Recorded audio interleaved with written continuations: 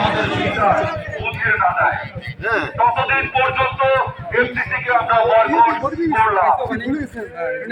আজকে যারা উপস্থিত হয়েছেন, আজকে যারা সাংবাদিকদের সঙ্গে সাংবাদিকদের পাশে দাঁড়িয়েছেন, কাঁধে কাঁধ মিলিয়েছেন, তাদের সবাইকে ধন্যবাদ। আমরা আবারও এক জায়গায় হব, আবারও আমরা কথা বলবো, আবারও প্রতিবাদ জানাবো।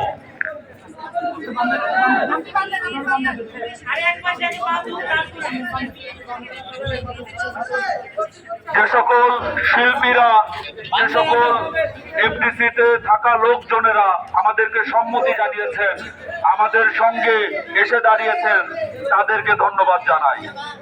ধন্যবাদ সবাইকে।